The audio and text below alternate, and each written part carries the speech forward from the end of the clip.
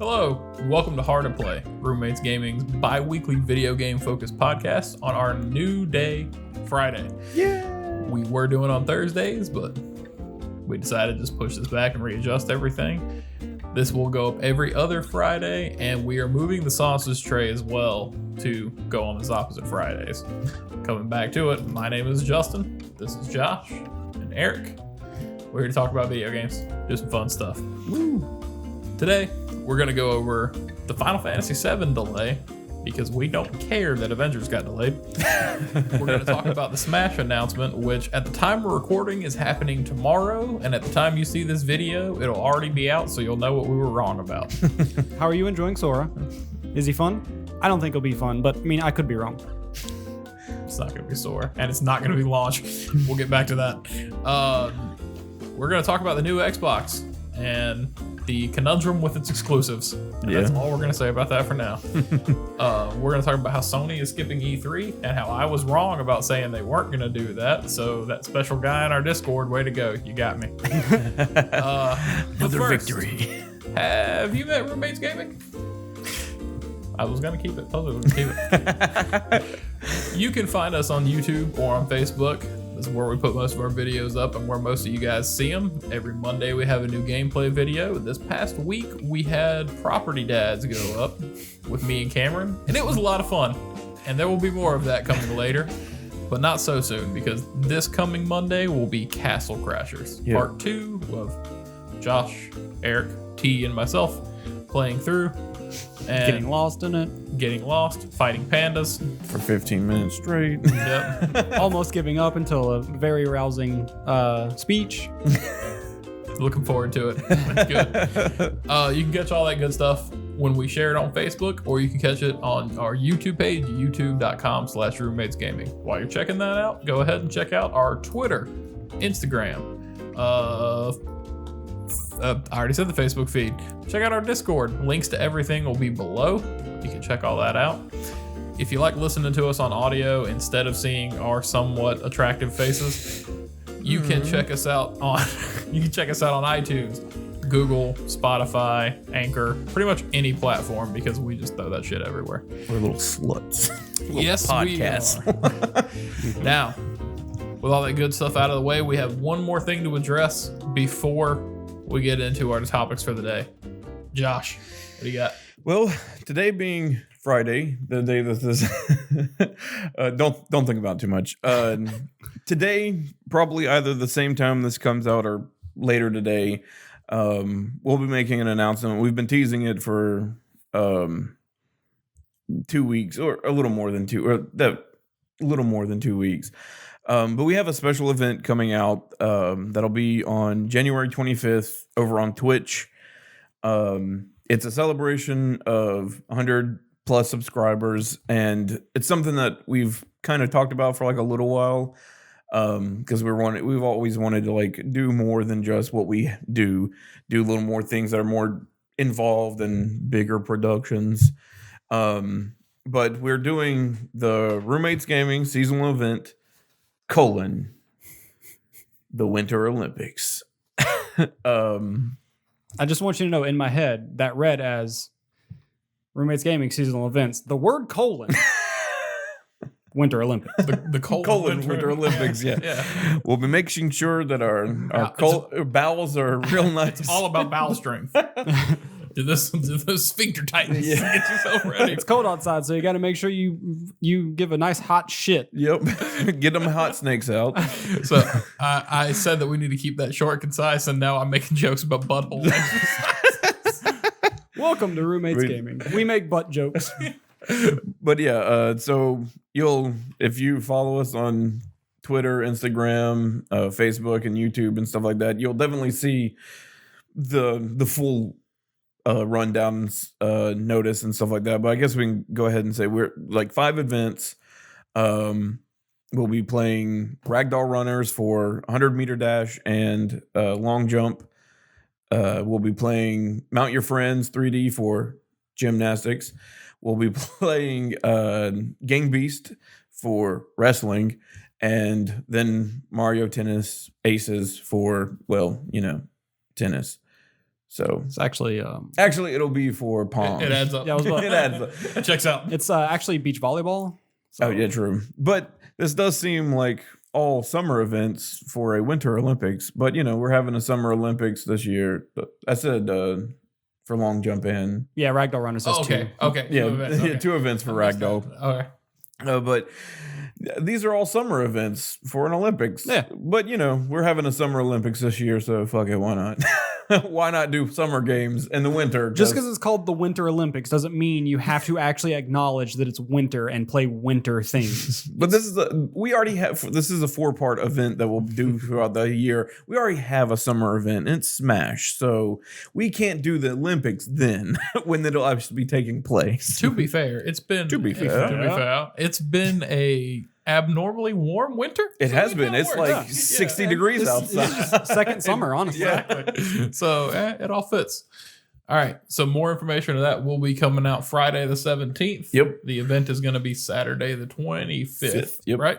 We don't have time yet, but we're getting that Yeah. nailed down. But we do have the date for everybody. Alcohol is also pending. Yep. So Oh, it's not pending. It's going to happen. It's just in what amount is it happening? we haven't told him that. All right. So jumping right into it, jumping right into everything. Final Fantasy VII got delayed earlier this week. The new release date is going to be Friday, April 10th, 2020, which is 6 days before Cyberpunk 2077. I'm honestly okay with that because my pre-order schedule was looking a bit crowded In March. In March, so this helps me just plan them out across paychecks a lot easier. Oh man, March and April were just I didn't look at them separately. I just looked at them as a giant fuck 2-month period. Yeah. So, and it still is. Because we were talking about like the games that are coming in. He's always been joking about that. He's going to buy 4 games I'm this buying year, four- and that's I'm all buying- he's playing. I'm buying 4 200+ hour games, and that's all I'm playing. All right. But I had joked and I started thinking about the stuff that I wanted to get in this fucking only 4-month span. I'm like, there's like 7 fucking games Yeah. coming out in 4 months that I want to buy. It's What the really, hell? really frustrating, and I know I won't finish a goddamn game. To note on that, we have son of a bitch.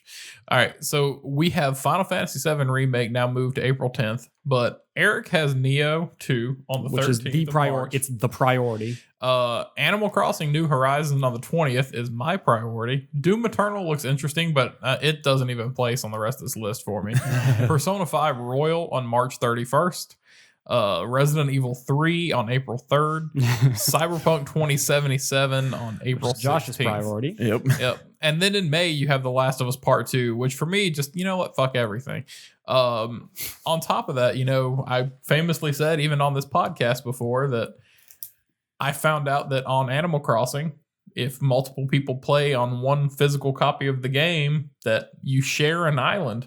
So I bought my kids Switches so they couldn't fuck up my island. Like, you could play on your own.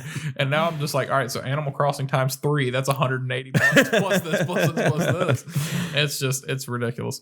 Yep. I'm pre-ordering Final Fantasy. Yep. I'm pre-ordering Neo 2. I'm pre-ordering Persona 5. And I'm pre-ordering Cyberpunk. And that's all I'm playing this year. All right. Yeah, because a thing that's not on the paper was, for me, I'm actually really interested in Kakarot as well. So Yeah, that comes out this week. this Friday. Today, I will have been playing Kakarot. This week has actually got me interested in that game, and I wasn't before. I actually just wasn't intrigued by it, but I'll wait to hear what you have to say.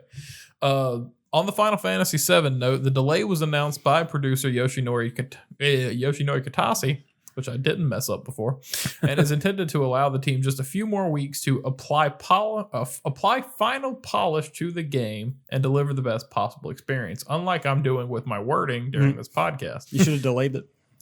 Should have delayed it. All right, we'll see you guys in a couple weeks. So that was good. All right. I'm perfectly fine with this. I know. Yep, I am too.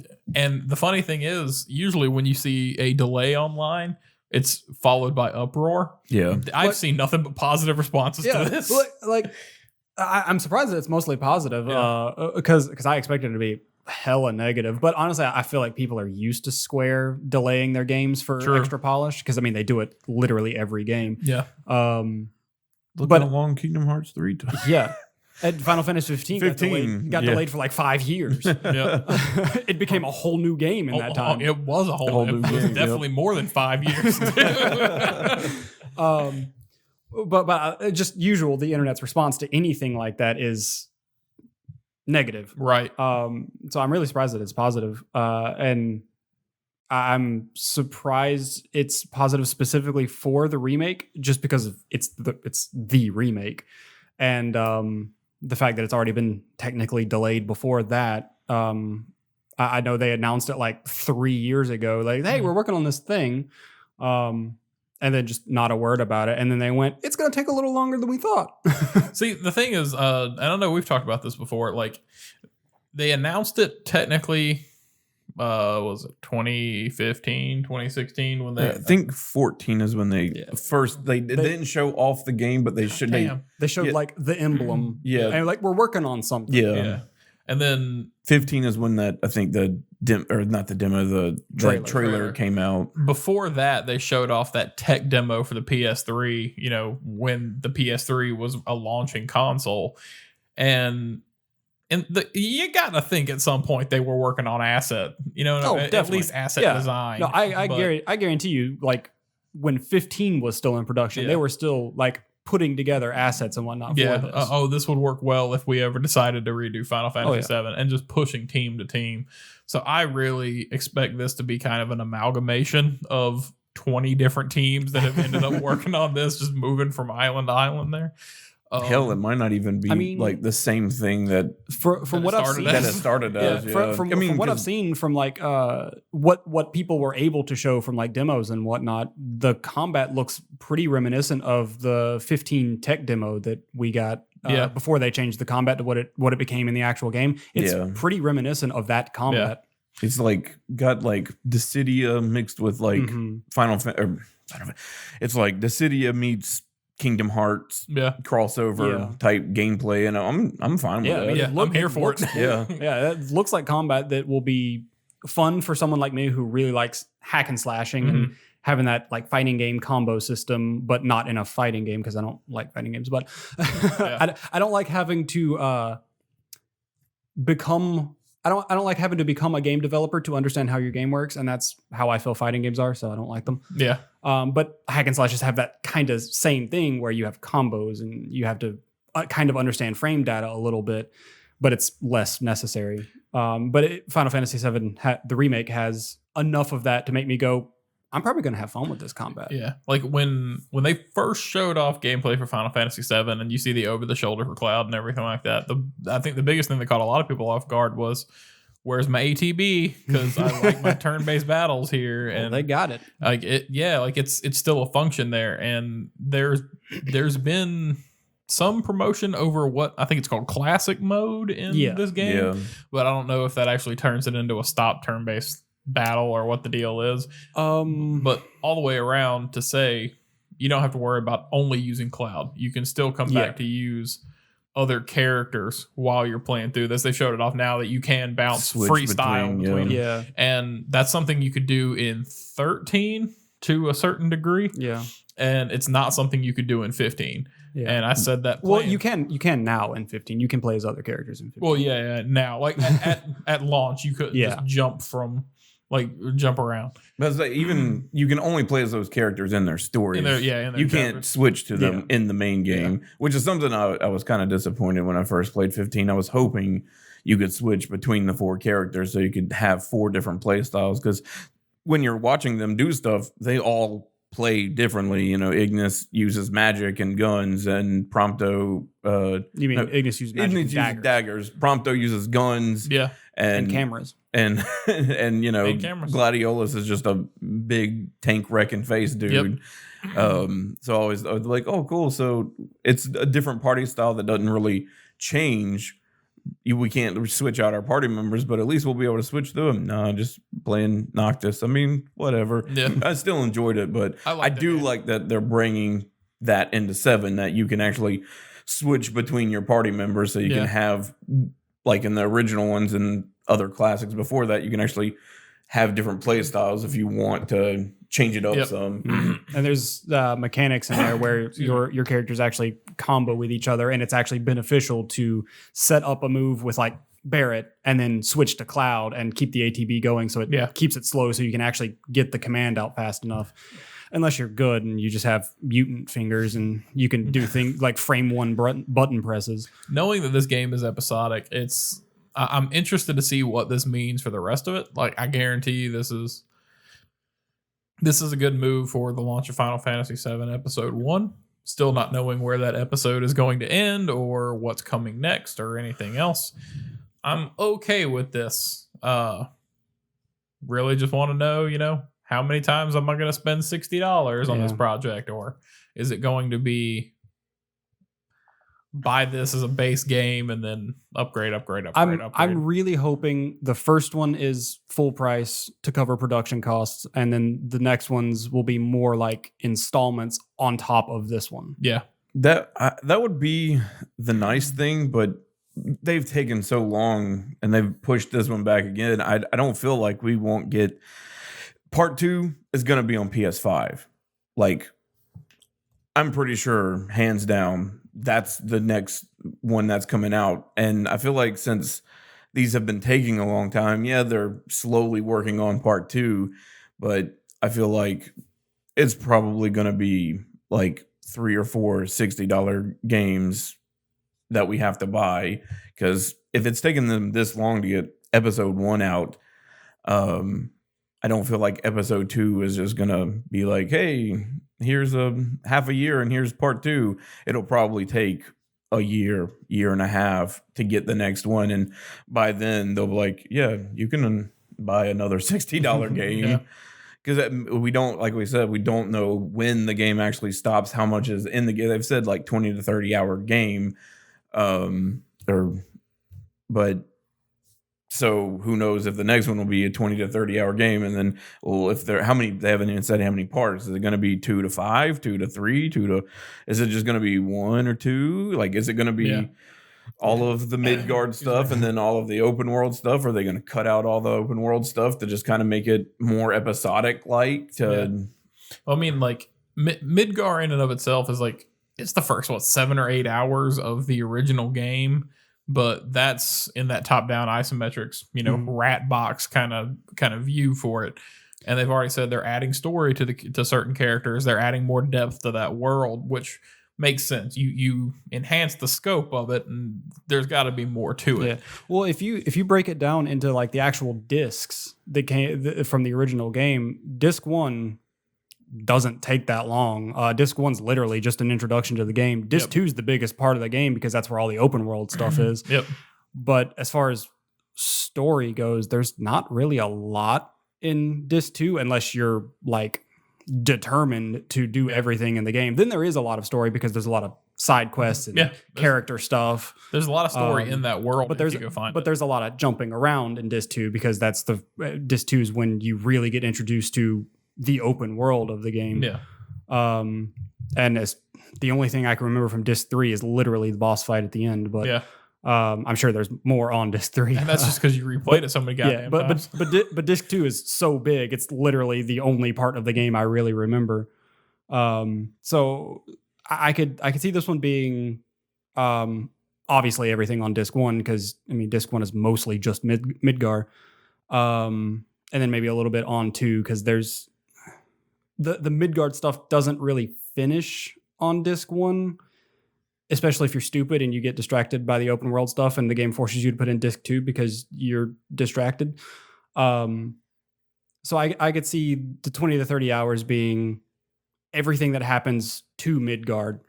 And then the next one covering most of the character progression and jumping around and whatnot that you do in Disc 2, and then Disc 3 being, or the next one either being a continuation of that or maybe just finishing there. Yeah, I completely and totally see it. If I'm remembering correctly, you get out of Midgar and you rendezvous at an inn in a nearby town. And when you get together with your party again, that's where you cut over to Disc 2, and that's where you get the cell phone where you can communicate with each other and call people in and out. might be misremembering that.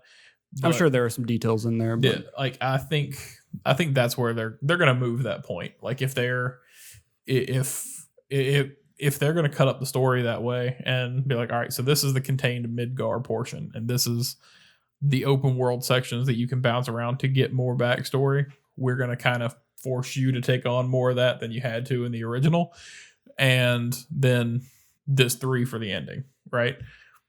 I can see them restructuring that to be like, all right, let's pull that disc cutoff point from disc 1 up to make that the end of an episode, and then episode 2 will just be all of this packed in, and then episode 3 will be, you know, the end of that story.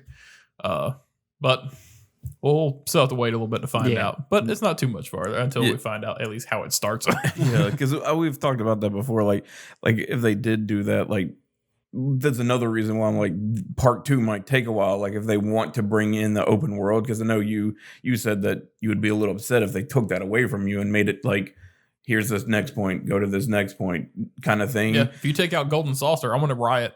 Well, it's already in. It's in 1. Yeah, so you can't take out Golden Saucer. That's where you get the Omni/limit break. Yeah, but you got to go back. But like, so that's another reason, like, they'll probably be $60 games each, and it'll probably be a year or 2 before we get part 2, because they're like, this one will be more condensed, so that way part 2 we can give them that whole open world. We can actually make, because in 2 or in 7, the original one, it's all top down, so everything's really small. But if you try to, like you said, since it's a new perspective, make all of that big, it'll wind up being like as big as 15. So they'll have to make a game that's like as big as 15 to keep all of that open world area into and kind of like do that. So I feel like that would probably take them a while. So there was last week or so the demo for the game that was found online, like the closed demo that some people got to play. There was a launch date for that demo slated for, was it 3/30, the day this game was supposed to come out, or March 3rd, not the 30th. Yeah, March 3rd, the day this was supposed to come out. I'm curious if that's going to hold true, if it was true to begin with, and will they release a demo on March 3rd, allowing people to check it out for a month before the game actually comes out? Be kind of curious to see. And also, when it does come out, when we get and start playing episode 1 of Final Fantasy VII Remake on April 10th, is there going to be information in that package that tells us when to expect part 2, or just a note, we're working on this and we'll have updates soon? What are you going to give your consumer to as far as an expectation? Yeah. So it'll be interesting to see. It kind of suck. Like, it's out, people play it, they beat it, and they're like, all right, when's the next one come out? And they're like, man. Yeah. They're like, how long do we have to wait between these guys? Come on. Why don't you have like a plan? Like unfortunately, some sort of board. Like even Kickstarters have some sort of goals. Unfortunately, why can't you just Square Enix has never really been good about release dates. Nope. I don't know if it's they don't really care to let you know, or if it's we're not going to set an expectation for this, because if it takes longer, it takes longer. Yeah. Well, this is like the first time they've ever done something like this, so this is a different precedent. Like this is technically not the finished game. Yeah, this is only a part of a game, and it is like, so you have assets that you are obviously working on for part 1 that you're going to utilize in part 2 and onward. And they've already said, hey, we're already working on the second part and after that. So they have teams that are dedicated to that. I think they should be able to at least give us some notice. But it is not uncommon. They'll probably give us like a broad expectation. Yeah, as long as they'll it's 2021. Yeah, they'll probably give us a year. Yeah. But they've never been one to set an expectation of when you can play a game. That's something I actually hope they don't do. I'm going to take back what I just said. I really hope they don't put up a splash screen that says 2021 for part 2, because then that's going to hold people to it. And if they delay after that, that's going to piss people off. Oh, it probably will. Yeah, it needs to be like a social announcement. But it's not uncommon for companies to give you a piece of a thing. This is just a new thing for an overall game. But speaking of pieces being added over time, let's talk about a Smash announcement that happened yesterday. Last character So for this pack. yeah, Sora does look pretty cool. at our time, it's not going to be Sora. I changed my mind now that we've gotten to see it, because this came out afterwards. Now that we've gotten to see it, Sora does look. I mean, I probably won't main him, but I'll check him out. So we are recording this again before Sakurai makes his announcement tomorrow morning. It'll be on Thursday the 16th. You'll see this on Friday the 17th. So again, let us know how wrong we are. Join the Discord for that, or do the comments. Anyway, At me. My Twitter's in there. At me. he doesn't even know what it is, but find it. This is happening. The Sakurai announcement is happening on Thursday morning. And also on Thursday is a Devil May Cry 3 announcement for Nintendo Switch. It's not happening. They're doing an announcement tomorrow. They're doing an announcement at the end of January and another in February. I want it as bad as you're insinuating, but it's not happening. How coincidental is it, though, that they're holding 2 Nintendo Switch announcements on the same day? Just because Bayonetta's in the game doesn't mean Dante's getting in. One for a Sakurai character announcement, and the other to release the first part of information about Devil May Cry 3 for coming to the Switch. Listen, if Dante got put in the game, there's no way to balance him to make him as good as everyone else. He'd be way too good, and everyone would complain. It'd be Cloud and Smash 4 all over again. But you want it. That doesn't mean it should happen. Just because I want it doesn't mean it should happen. I've learned the lesson that most people on the internet have never learned. That's remarkable. Good job, Eric. He's learning. And I learned it way quicker than they did. They're still never going to learn. It's not going to be Sora. I'm going to go ahead and tell you that, because Disney is not going to let that. Disney's not going to let their name be plastered all over Smash. And that's just them owning their properties the way they do. Not necessarily anything wrong with it, but they don't share things like that. And you can make the argument that that Sora is a Square character and a Square entity, but no, Disney's like, we're connected to this, and everything surrounding Sora has to be tied to Disney in some way, because it is a shared property, a shared character. Or it could be a sign of good faith, and also Disney is planning to add a new gaming platform underneath their banner and just absorb it. Yeah, okay, sure. It's Disney. They have the most money. Quitting It's this fucking Nintendo. podcast. They would never. It doesn't matter if they would never. It's just Disney be like, all right, here's all of the money. Literally, We the own only you thing now. that would cause that to happen is actual corporation wars. Yeah. That is the only way Nintendo's bending to anybody. Dude, if because just this week we had the Super Mario World Universal announcement. If Disney announced that they were just taken with Nintendo to start, Well, I mean, there's still theme like park over here. we got theme parks A everywhere. Nintendo World would be cool though. Yeah, it looks awesome. You get a wristband and everything to, like, there are blocks around the town. Like, you can go jump up and hit them and stuff, and it collects like a imaginary currency to use at places. It's awesome. actually really cool. I was watching that presentation earlier. So I'm reasonable. Eric is Reasonable. no. What are you thinking? Dante seems like Not happening. an all right. Like, I'm not saying it's gonna be Dante, but it seems like an all right fit. Because it's not like as per Cloud, they don't obviously have to be on the Nintendo console, even though technically now Yeah, Dante's on the Nintendo console. with 1, 2, and 3 collection package or whatever. I actually don't think they put a collection package. I think you have to buy each game Each game individually. Yeah, you do. It's individually. Which was weird when that happened. That's really dumb because there's because an every HD version of all three of every them. time they remaster those games and put them on the PlayStation 3 and the PlayStation 4, there was always a bundle for them. Nintendo's getting that coin any way they can. But he would be a decent fit. I'm just tired of sword fighters, so I don't want another sword lucky fighter. for you, he wouldn't be just a sword fighter. He's got guns. He's got guns. He's got a guitar. He's got fists. Well, which Dante would you use? 3, obviously. You use 3. They use a Devil May Cry 3 announcement to announce you're not even playing as Dante. It's actually Nero. Nero like is the Nero. one. If it's Nero from 5, that'd be dope. But honestly, I feel like like Sora and Dante are like those characters like I see on lists of people like they seem more like wishful thinking. Yeah.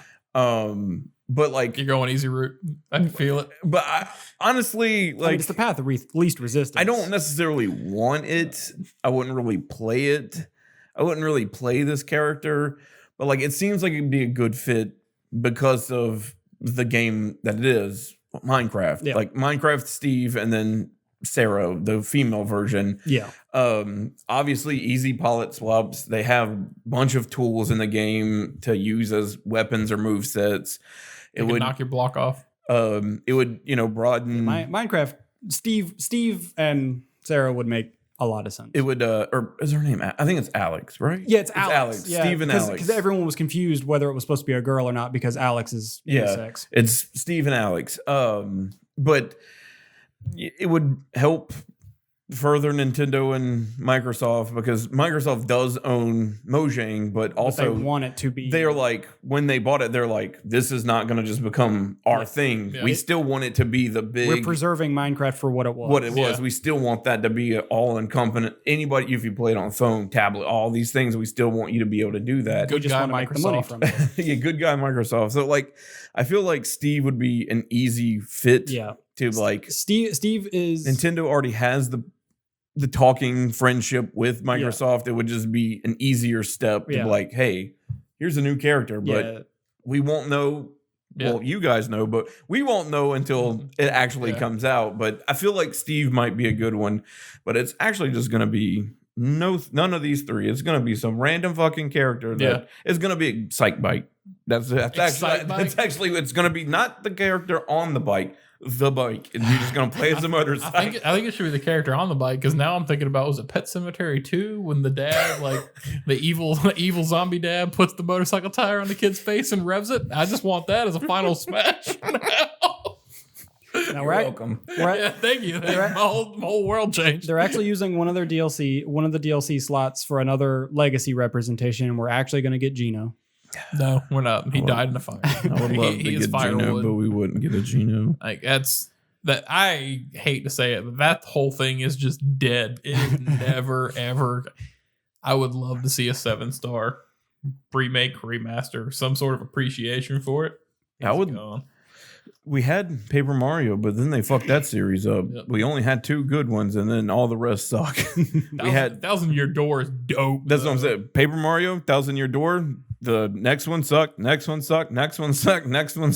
I've literally only ever heard people talk about 1,000 Year Door. When Paper Mario is the topic, 1,000 Year Door is the only thing I hear people talk about. On the topic of 1,000 Year Door, on the topic of Paper Mario, just throwing this out there, I put out a tweet last week saying that I wanted to dig through some of the stuff that I got in Humble Bundle and other things like that, and play some of those smaller indie games that I kind of just never thought about otherwise. I'm thinking about streaming these.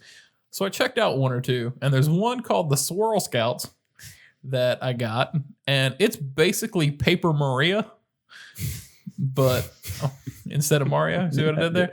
But I haven't gotten to like combat or anything yet, just like little puzzle solving and conversations. It is remarkably vulgar, but hilarious. I'm enjoying it, and I suggest you check it out. Nice. Yeah.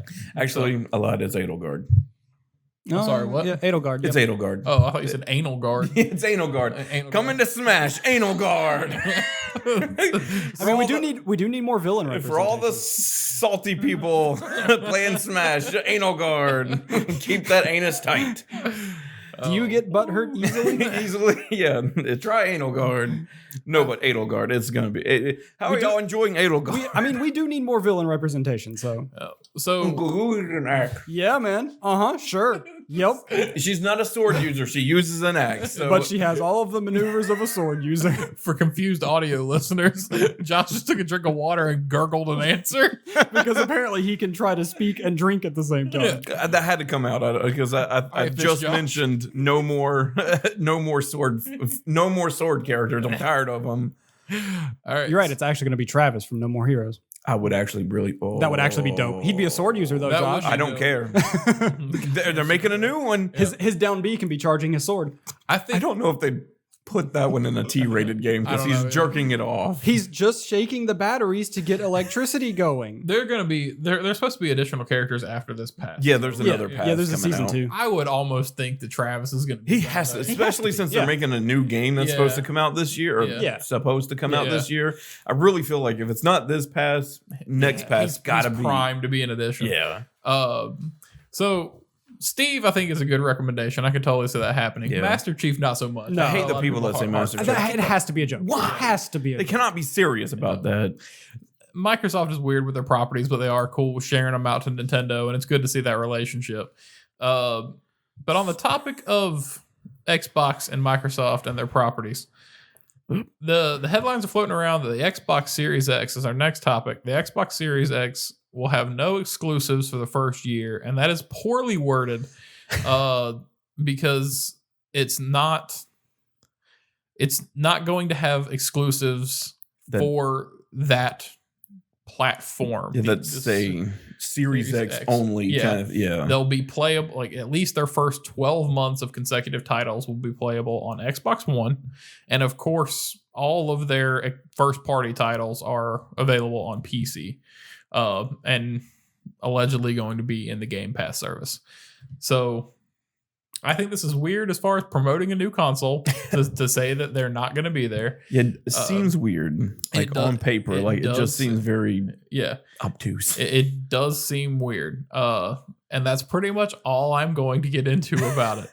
Is that I think that's a weird way for promoting something that you're putting out there as a sales product. Now, granted, you're not hurting. You have hardware in other places, and you're basically saying to everybody, just like they did with Minecraft, hey, we want you to experience things. We don't want to tie you down to this. Yeah. And they've already been very clear. And when they showed off the Series X at the Game Awards, that's not the next Xbox is Xbox. Series X is a model of the next Xbox. So however many tiers or variations of that there are. I just broke the code. There's going to be 4. There's the Series X, the Series B, the Series O, and the Series X again. Oh God.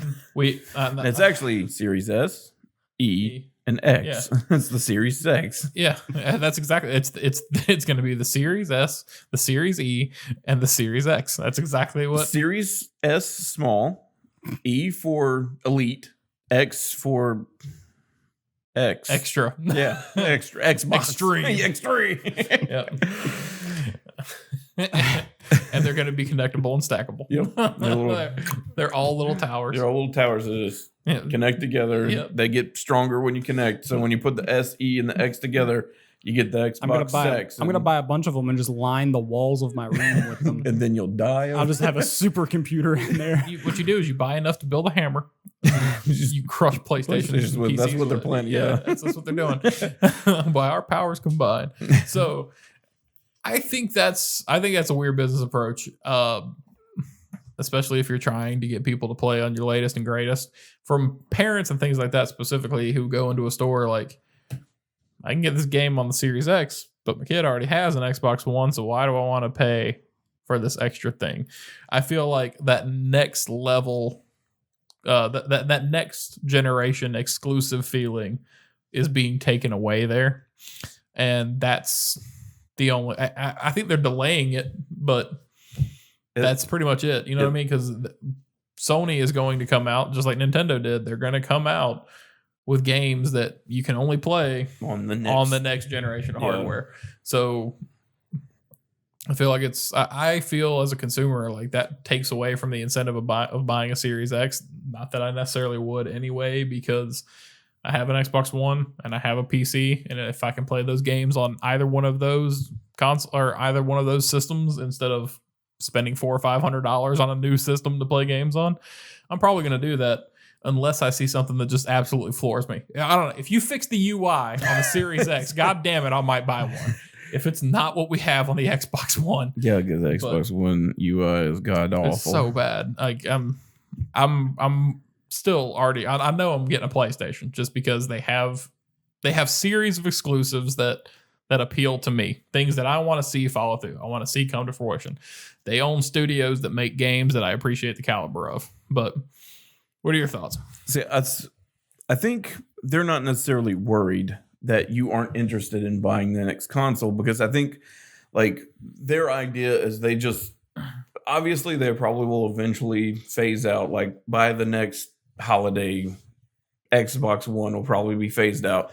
But I think they're just trying to let people like slowly ease onto it, because what they did, they've already tried it out with the store at first, and now you can do it online where you can actually finance an Xbox S, regular, and X if you want to. And I feel like that's the model they're kind of like aiming for. You're going to be buying basically like a cell phone. You're going to be buying, when you buy from Verizon, you're not necessarily really buying this. You're buying the ability to talk on it and use their data and stuff like that. And I feel like that's what Xbox is leaning for, where you finance your new console, but in that bundle is Ultimate with Game Pass and Live. And that's where they're trying to get you, because that is where they're making their most money. Because if you want to play games online, you have to have Live. If you want to play a big catalog, they're enticing you by pay money for Game Pass. We have like over 100 games on it. Some games that are older, some games are new. And like they've specifically said, hey, all new exclusives are coming to Game Pass. So like people are like, oh, that might make me want to. So even if they just try it for a little bit, they still got your $4, $5, $10 for that 1 month trial, or $1. And notoriously, companies don't really make a lot of profit off of hardware.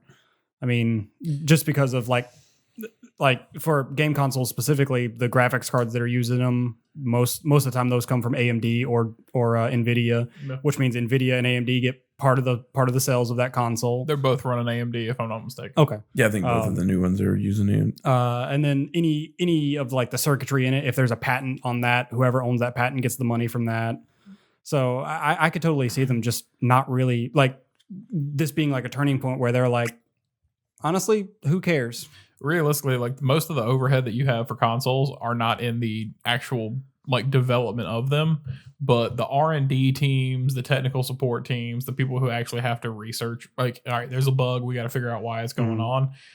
That's where most of that money is going, but that's getting paid for by membership subscription programs that are like, hey, you know, 78 cents of this is paying this guy for an hour. Yeah, because like if you sorry, go ahead. think like if they have one of the things they like to say, like 1 million subscribers for Game Pass, so that's $10 a month from 1 million people. Yeah, $10 million a month. To make that money. Like it's the same thing with like GTA. That game is still relevant because people still buy shark cards for some fucking reason. Yep. Like we're still making NDA. For some reason, people are still buying shark cards. Every month, like hundreds of thousands of people are just dropping $20 on that game. What the well, I mean, how people still pay for Final Fantasy 14 every month, and WoW every month, and stuff like that. Like, and it's the same thing. Like you're paying for content. Yeah, but. And circling back on Josh talking about the financing of an Xbox console, that's actually a very sneaky way to make more money off of their consoles, because with financing, usually you pay all of the taxes, all the taxes that would be required through retail up front. And Microsoft usually sees none of that money, or Microsoft would usually see none of that money. And then on your installments, they make all of that money. Yep. With a little bit of interest and fees, just because they're not seeing it immediately. They'll eat it on the front end to get it in the back.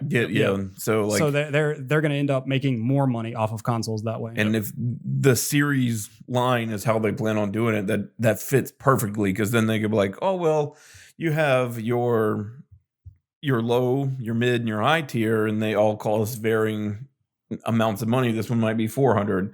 This one might be $700. This one might be $1,000. I'm not. That's not it. But if the $1,001, give me the high end being $1,000 micro. Or it better Xbox be like a micro PC. Yeah, it better be a micro PC. So, and then you pay for that one like up front with your taxes, but then every month you pay like $20 or Ultimate plus financing, so you're paying like an extra, you're paying like $50-$60 a month until you pay it off, until it's fully paid off, and then you have that console now. But by then it's been maybe a year and a half. Yeah. Well, now they have a new, like maybe you started off with the mid tier. You're like, actually, this one's getting kind of slow. Trade it in. Trade it in, and then it won't be any kind of like downtime. You won't have to go. I don't have the $500 when this game when this console came out.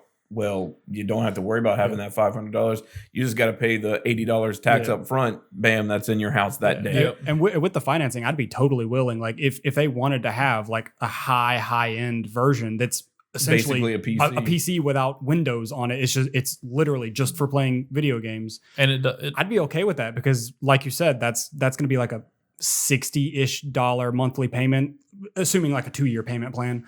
And I'm going to be paying about the same upfront in taxes. And it also takes out hey, I'm buying a $500 console plus I need like 2 or 3 games to go with. Because if it's bundled with pass, like that's why there's like no down. It would be like no downtime. You'd be able to keep your live profile with Xbox Live and Game Pass. You'd be like, oh well, no, I just got to download these new games. And if they ever try streaming, because I know that's something they've talked about with the xCloud or whatever, well, you still have all those Game Pass games on cloud, so you can just start streaming and then eventually let it download and then go to the real game. Mm-hmm. So, I mean, it seems very weird, like on paper, like what's the reason if I have a PC, if I have an Xbox One, what the fuck's the point? Mm-hmm. But I feel like there's some, not sneaky stuff, but they're like, we're not letting everybody. There's some weird smart stuff we're not letting on to everybody right now. It's definitely stuff that's going over our heads, probably intentionally. It'll definitely make more sense once they announce the other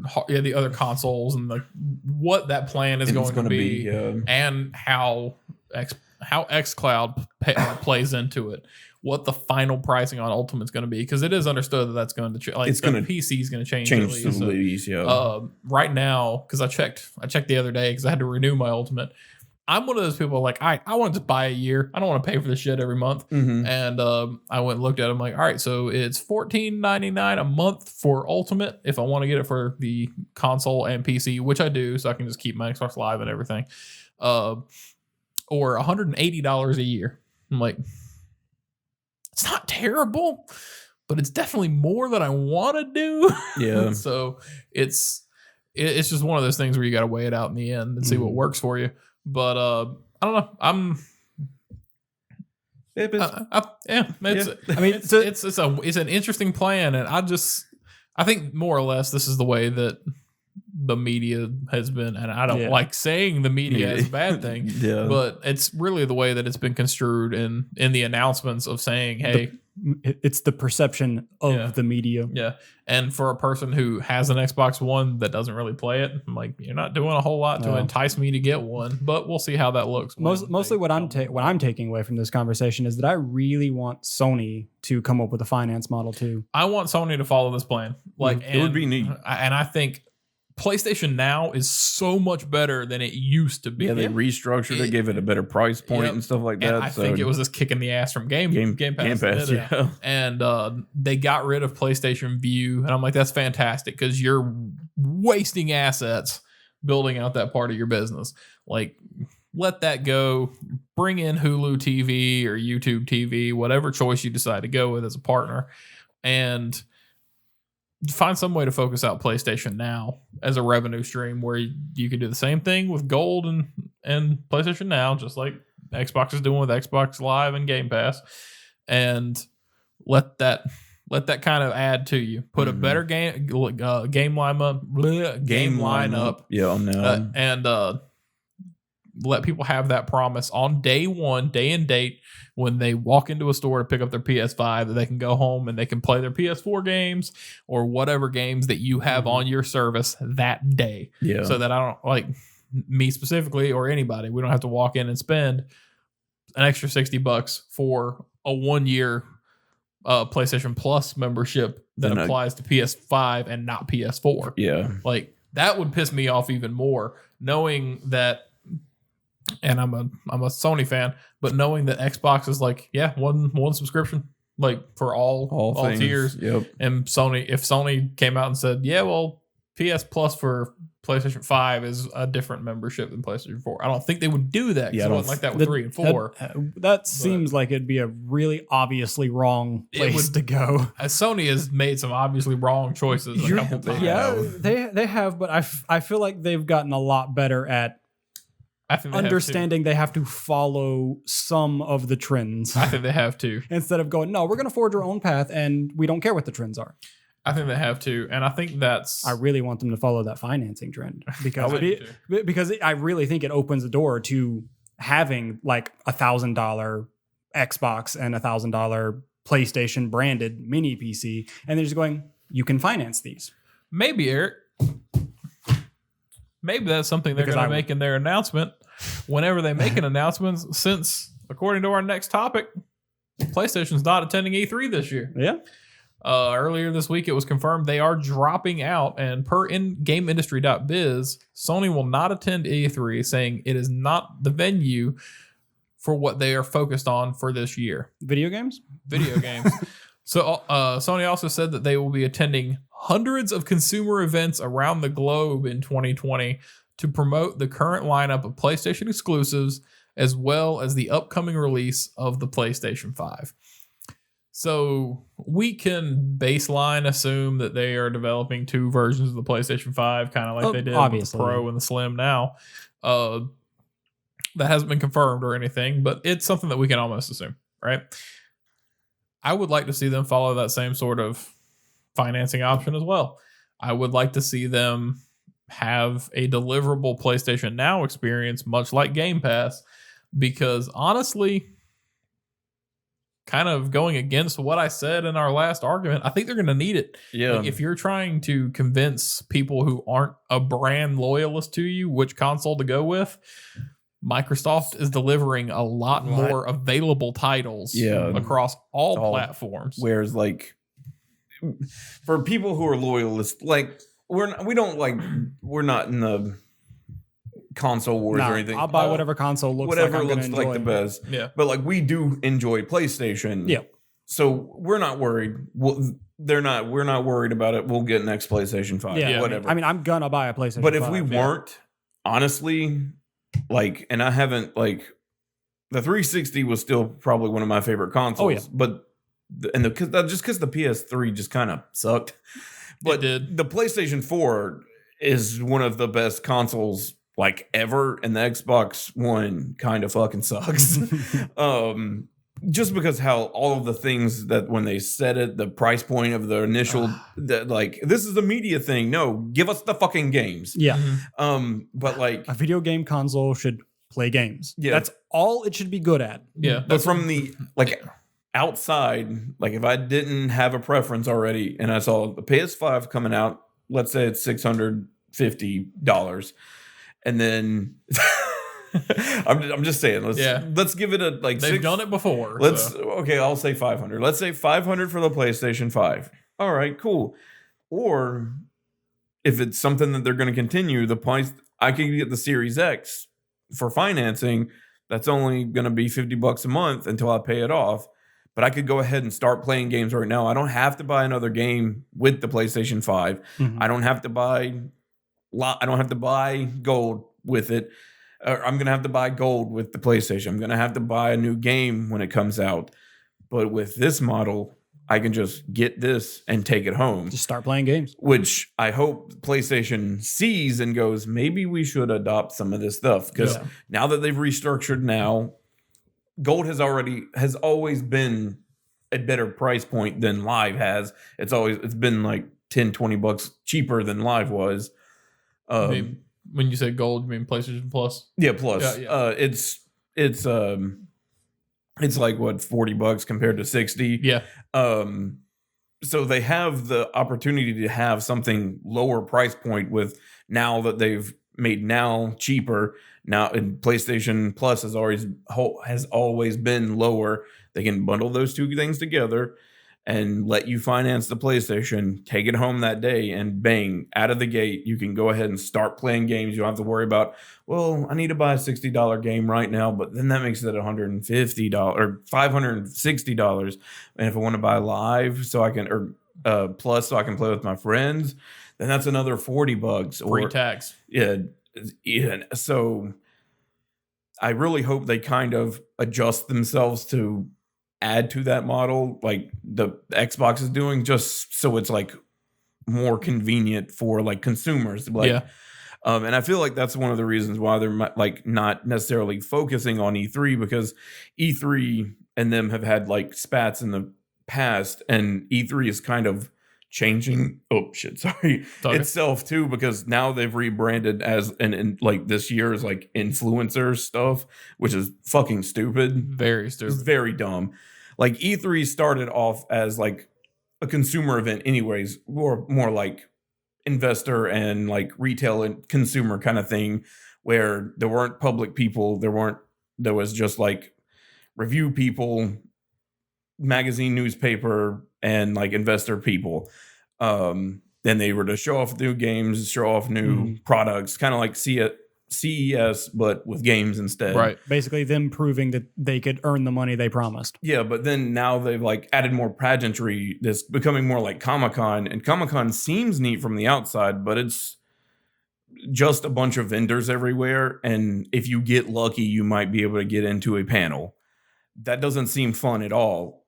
I prefer state of play, or I prefer the like even other like EA doesn't do theirs during E3, because E3 used to be like a 3-day event, but now it starts 2 days before. Yep. I feel like E3 is dying, and I think some companies know it, but some companies like Microsoft still kind of want to hang on because they don't have that plan yet. They don't have another kind of like pageantry show to do anything for, because like PlayStation already had like the PSX before, like, so they already had a backup plan. If they needed it, they could show off things, or they could go to Gamescom or any other of the hundreds of like packs and stuff like that to show off games and stuff like that. And since they've added state of plays where they're basically Nintendo Directs, but for PlayStation, they have the opportunities, but Microsoft doesn't have it, so they're still trying to cling on to that E3. So I think it's a smart move for PlayStation to get out of E3, because honestly, I think they see the ship sinking and they're trying to go somewhere else. They can set up their own press conference if they want to do something for the PlayStation 5. They can release a state of play if they want to show off more games. So That's probably the way they're going to go with it. I mean, Nintendo bounced before that. they've long time, like 7 years ago. They only have like people there so you can play the games, but they've been away from the conference for a while now. I do want to say that Xbox does have an external. They do that inside Xbox thing. But it is. I mean, it's a large stage production that they put on, and they invite people to it, and they do it a couple times a year. But the viewership, like outside of that venue, the people that are invited, the viewership for it, even though it's live, is not great compared to how many people tuned in for just that 20-minute state of play, that 20-minute direct. I mean, if they pull out of E3, where else are they going to go? They have to, and I mean, that's saying just E3, because both parties show off titles at different things, like TGS. But E3 is like the one that everyone knows. Yeah, they have like an hour-long conference to talk about, and it's heavily like advertised and whatnot. But I mean, what's to stop them from moving that to Gamescom? You know what I mean? Like, where you have, but that is a major industry event that happens to have people there, like fans there. But that is a huge industry event. If they're like, all right, this is more professional for us to do this at a venue like Gamescom than in Los Angeles, where the ESA is showing time and time again that they don't care about the businesses and the professionals so much. They're just letting in all these extra people for extra money. And I know we've had this conversation before, like, it's cool if you want to do that, but extend the event, like give it 3 days for the public after you give it 3 to 4 days for those presentations. Right? Don't try to mix and mingle, because that's not going to work. Like, it's not going to work at all. And I'm right there with you. It's funny because you mentioned EA's already pulled out and Bethesda pulled out. And they do theirs pretty much right across the street before the event kicks off. And they book time slots. If you look at IGN, GameSpot, anything like that, they book time slots for E3 that aren't part of E3 because they know, hey, people are paying attention this weekend. Let's pack it in. And if Sony does a state of play, they usually do these on Thursdays. You can expect it to be right before E3 starts. Yeah. So they can jump in, and Phil Spencer's been very clear. Hey, we are attending E3. Like, we're going to be there because we still believe in the ESA. We still believe in this, and this. And we want to show you guys the great things that we're working on. And I guarantee that this predates Herman Holst, but I guarantee he's sitting in his office like, all right, we're going to beat you by 4 days. Like, we'll put something out 4 days earlier. It just tells you 30 to 45 minutes of just games, yeah. Not us walking across the stage to toot our own horn. Not this, and this. Now bringing on a celebrity, like the Keanu thing was neat, but like we don't need that. We don't need to spend that extra. They probably spend millions of dollars on the presentation. They do. Oh yeah, just to announce a few games. Mm-hmm. And not every year is good either. Like, some years are like, what got showed off? Like, what is this? Is this? Or you could do something that's already pre-recorded, that's already to the point, just concise. Here's the next game. Here's a little bit about it. Next game. Here's a little bit about it. Keep going. That probably doesn't take much money at all to do that. In-house. Yeah, you just probably get whoever your in-house video team is, and then you shoot the footage, you throw in the trailers that are already made, and then you just have the CEO or the whoever is presenting said play, president or whoever, just talk about it for a little bit, and you don't have to worry about doing it live and having things mess up. This is what I think they should do, and this is just me as a dumbass. Sometime in February or March, they need to show off the PlayStation 5 hardware, right? They need to display it then. 3 titles. That's all you need to show off. 3 trailers from at least 2 first party and 1 third party game to get people excited for your console, right? And then at the end of that same presentation, just a state of play showing hardware, and that's it. 3 titles. At the end of that, say more to come soon. And the week before E3, put out that 45-minute just fucking blast reel of trailers, or 1 hour blast reel of trailers, the same time that you would have used for E3, right? But you use those 3 trailers as a fish hook attached to your hardware announcement so people can see because let's be honest, the average person didn't listen in to hear how many HDMI ports does this thing have. Yeah, nobody gives a shit. Like, I don't care how many teraflops it's capable of having. You want to see it perform. You don't want to know what it performs with, right? Take that as you will. So, a couple of titles to just demo it off. And I honestly think, knowing Sony's past history with them, I honestly think one of those titles, either in the hardware reveal or in their pre-E3 showcase, will be a Call of Duty title. It would almost have to be. Yeah. Because they've had that contract for years as far as, the collector's edition PlayStations and everything like that. But if you show off the next COD running on your hardware, knowing that is it's not us. Yeah, it's not us. But it's a very large crowd of people who buy consoles for that game, who buy it would generate Call excitement. of Duty every year. Yep, it would generate excitement. So, like, oh shit, I can get. Although the way Call of Duty has been going, it might do the opposite and generate a lot of negativity. Yeah, I thought they said they were taking a break from Call of Duty for like a year or something like that. All right, get EA, get FIFA. Yeah, sure. Everybody will buy FIFA. That'll do it. Yep, get A and get FIFA, because shit, you're gonna have them coming in like, all right, well, there we go. I'll just buy the next PlayStation just so I can play FIFA. Look how good it looks. Exactly, it's gonna run like shit. But. So you're saying show FIFA, show Last of Us 2, and then something from a third party. Last of Us 2 is a PS4 title. Oh yeah, it is. Yeah, and damn it looks pretty enough. I guarantee they're going to announce, this will upscale or up-res.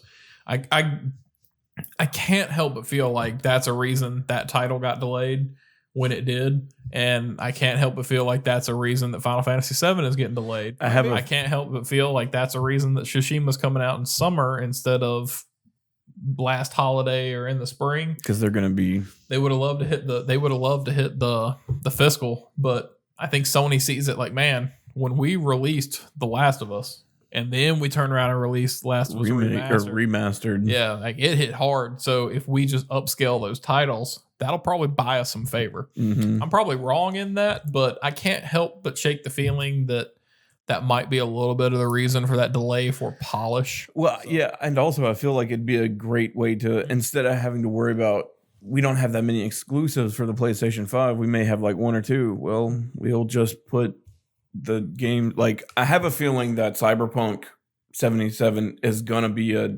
Xbox Series X and a PlayStation 5 game. I just have a feeling it'll be just like GTA. We're like, oh, cool, I got GTA. All the new consoles are out. Well, I guess I'm getting GTA new consoles. Well, if they're both backwards compatible, it won't matter. And there is upscaling in several, like that's a thing that you have in PlayStation now because they look for it in 4K versus 1080p, and they look for it for HDR versus non-HDR. So I don't see any reason at all that graphics patches can't be thrown out to say, hey, you can up-res this for this title, you can up-res this for that. Obviously that won't work for everything. Yeah. Nobody's gonna fucking open the Crash Bandicoot collection and hope that shit gets up-resed. But for these graphically enhanced Horizon and The Last of Us Part 2 and things like that, Ghost of Tsushima, I would almost expect them to do. Sorry, I know this is not what this discussion is, and we're slowly wrapping this topic up. But you gotta poop? No. Oh, okay. Usually when you bring it like that. No. The Horizons Zero Dawn, I think they're going to, Sony will either, I think people have been talking about next month they're supposed to do something.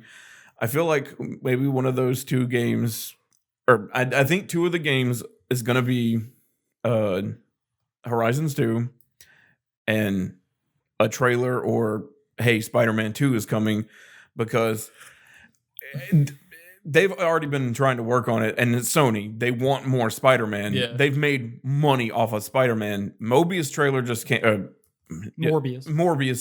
came out, and it's tied to the MCU. It's also got a snip of the Raimi suit from PS4. So I feel like they're wanting to, like, hey, we get Tom Holland after the third Spider-Man movie in the MCU. We get Tom Holland. We are trying to create a universe, and what better way to help create that universe by giving you another Spider-Man game that gave us some money? So yeah. I feel like it'd be a great time to do it, because I could totally see Spider-Man coming out in 2021. Yeah, 2021, I can see that. I'm not saying like it's like gonna be out this year, but they always showed gameplay trailers before the game ever comes out, like a year before the game comes out. So it'll be a great, oh cool, a new Spider-Man universe movie's coming out, a new Spider-Man game's coming out. Oh yeah, seriously, how much can that island change? They already have the assets for the Spider-Man game. So I mean, shit. Sony owns Spider-Man, so they could just be like, oh, yeah, hey. Yeah, hey, Insomniac, that's all you're doing. Yeah. Just give us one more Spider-Man, then you can do whatever you want. We got to make that Spider-Man money. Yeah, we wanted to make another Ratchet and Clank. You can later. We want Spider-Man money. Yep. Money me now. Give me Spider-Man money. Yep. Ask Sucker Punch what happened when they said they wanted to make Sly Cooper. No, you make ninja games. You make games with people with magic flying out the fingers and shit. That's all you do. Like, yeah, I can absolutely see them putting heavy work into the assets for Spider-Man. I can. Horizon Zero Dawn 2 is a given. Like, that game's coming. Yeah, it's one of the worst kept secrets in that industry now. But it's such a good game. I haven't even finished it, but damn, that game is good. Like, I just. Like the tall mechs or whatever, I'll ride those things just to look at the vistas around. Like, it's so good how fun that game is.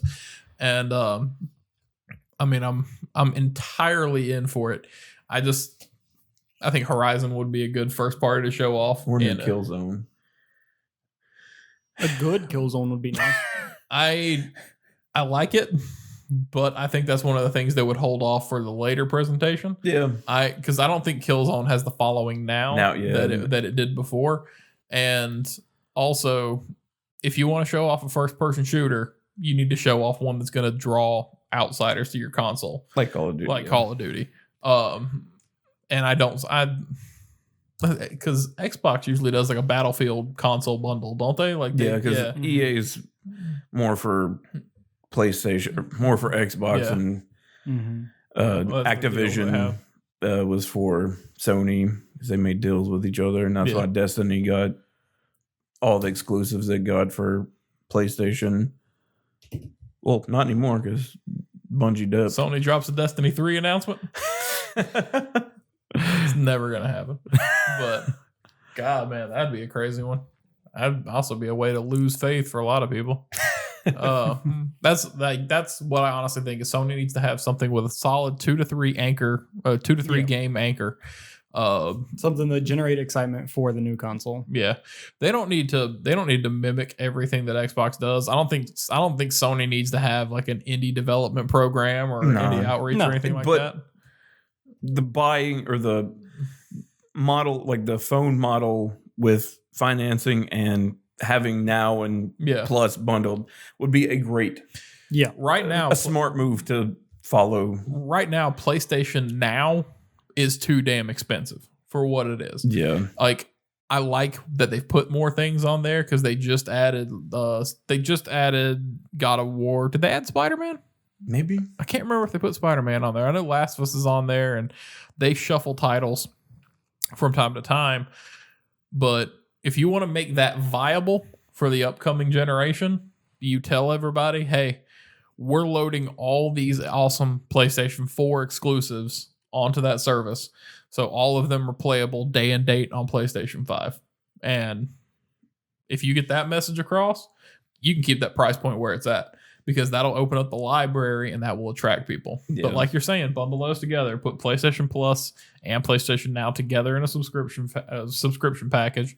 If you want to finance your consoles, go for it. If you don't want to, avoid it. It's a good measure. We can see that working now, but I don't know. I think they're gonna do fine either way. Both of these companies are gonna do just fucking fine either way, because Sony people is like us who play games. But Sony is totally fine leaving E3 behind, and I'm here for it. Cool. Yeah. Just give me concise, hour-long, 30-minute presentation that I don't have to worry about some celebrity coming up and like flubbing over their words, or some skittish developer trying to get his point across. I mean, it's sweet sometimes, like, oh, they really have the passion for it, but sometimes I'm just there to see the games. Yeah. No awkward white dude in a grass skirt playing flute. Yeah. Like, just none of that. Just give me the games. Tell me when they're coming out, when to expect them, and let me see them, and I'm good. Exactly. Like that's what. And if they're going to be doing these hundreds of consumer events in 2020, let people know where those are at. You know what I mean? Because if those are things that, hey, we're doing this in the Southeast, or we're doing this in the Northeast, we're going to be at PAX, we're going to be over here. Let people know so they can come out. If people want to make that venture, and you're saying you're doing these consumer events, let the consumers come see you. Make that list available to people to say, hey, this is your schedule, this is where you're going to be, and let people come see you. If you're not doing those state of plays or whatever you want to call them, those product announcements that are going to be loaded up on YouTube or whatever site, however often. I know the PlayStation blog is extremely active and all that stuff will be found there, but give people the information they want. Don't just say, hey, it's coming. Yeah. So get in front of your message. That's all I can say. Any last thoughts? I think that's it. I got nothing. All right. Before we wrap up, what are you guys playing right now? Right now we're playing Borderlands 3 because we're addicts. Yeah, I saw you on Borderlands 3 yesterday. We've been playing some Borderlands 3, but since it's Friday, I'm playing Kakarot. And I've also been playing. Nice, nicely done. And I've also been playing some Divinity Original Sin 2. I saw that too. I don't creep on you when you're on PlayStation. Sounds but like you are. Well, I mean, do I understand how the PlayStation like the interface. yeah, you interface pop up works. right It'll there. just randomly be like, hey, by the way, this friend's been playing this for God knows how long. Yeah, like because it's alphabetical, you usually do pop up toward the top at some point. But yeah, I've seen that. So other than Kakarot, you just playing Borderlands with him, or Yeah, we've just been playing Borderlands. It's funny, like I was playing The Witcher for a while, but I got to like the same spot that I did the last time I played, and not that I'm not. It's not. I just I wanted to play something else. Yeah. Because I got the Game Pass. I have been playing Forza Horizons 4, but besides Horizons and Borderlands, since it's Friday, I'll probably be playing Kakarot until I get tired of it. I know we talked about this beforehand. Before we started, I'm playing Undertale for the first time. It's fun. I expect to be done in a couple hours though, because it doesn't feel like long. It doesn't feel like it's going to be a long game. Yeah, it's longer than you expect. Really? Yeah, it's like 10 hours. Yeah, something like that. Yeah. But it definitely grips you. So like it feels like it's got you there for a while, because surprisingly how simple it seems. Yeah. It's a really fucking good game. Yeah. Like I've noticed already, like I'll be walking through and I'm scrolling from one side to the other and I'll see Sans standing somewhere. And if there's an alternate path, I'm going to take that first. It's like it kind of the game player in me is kind of like, hey, if he's over here, that's where you're supposed to be going. So go check out other stuff first. And that's worked to my advantage and remarkably against me, depending on the situation. So that's fun. I'm playing it on PC a little bit when I have the time to do so. Apart from that, not a whole lot else. Like I haven't really played too much on PlayStation or Switch the last couple of days. I've been kind of tied to my computer and seeing what I can get back into with that. But I did get really into wanting to play Pokemon again when the Direct came out about the new expansions. I was like, okay. Was it August when the first part of that comes? How far out is that? I think July. Yeah. I think it's either July or summer. Yeah. 2020 and then fall 2020. So it'll probably be July 2020, and the fall one will probably be like October or something, around the same time the game actually came out. Yeah. But yeah, I'm totally there for the expansions. Like, people can complain about, like, this should have just been stuff in the game. Yeah, I get it. Like, and as a Dexer, my problem wasn't that, oh no, all of the Pokemon, is just the way that they worded it seemed very awkward. Yeah. But now I know why they worded it the way they worded it. If it's not in the Galar Dex, it's not in the game, because they had probably already planned these two expansions. Yeah. And an NDA keeps them from saying they're actually more than just, they might eventually pull in all 800 and so Pokemon through maybe another expansion, because both of these are going to add 100 each. So that brings them up to like 600 from the 800 and like, or almost 900 Pokemon that are in the game. Yeah. So, I mean, you can almost expect them to get strong armed in one way or another, and like eventually. Because if these do run through fall of 2020, it's a whole nother development year to scale these things and get them in. I wouldn't say rush anything by any means, but you got to think that's kind of what they're thinking to begin with. I mean, it's a good way, or it's a good strategy for them, knowing that they obviously don't like making big, complicated games. It's a good strategy for them to pad out the production cycles of all of the stuff that has to go into putting 900 Pokemon into a game. Because it could be the end of a third game. It could be the end of, not necessarily generations, but they could do a Gen 9 and just make an expansion every year that just kind of adds onto that world. So you can keep playing as your character with your Pokemon, but just go to another world and play with new Pokemon. But I mean, I like it. And the other two expansions are supposed to be, technically the game is all in the wild area, like it is in the, like, where instead of having like your strict routes, these two expansions are going to be like open, which is what I think everybody wanted, and I feel like it's a good way for them to slowly work for like a Gen 9 being all open world. I'm entirely in support of this. As I've said before, somebody who was separated from Pokemon and came back, and I think Pokemon Shield was probably my game of the year for 2019. Just because it brought me back to a game or a franchise that I didn't care about anymore, and it was fun to do with my kids. Yeah, 15 years. Yeah, I played the shit out of Shield too. Yeah. Like Oris did that from me. Yeah, I honestly like this model for continuation more so than I honestly felt intimidated as a consumer looking at Ultra Moon and Ultra Sun coming out when I was so distant from that. I'm like, why the fuck would I want to spend $240 to buy these games over and over again? But with all that said, I think that's all we got. Yeah, it's time. All right. Yeah, well, there we go.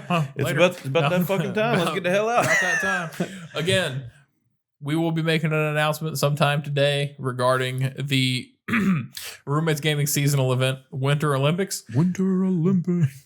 And check us out next week for more Castle Crashers. Next Friday, we'll be back with the sausage tray. We did skip last week. Thank you for being patient with us there. But we look forward to talking to you guys again.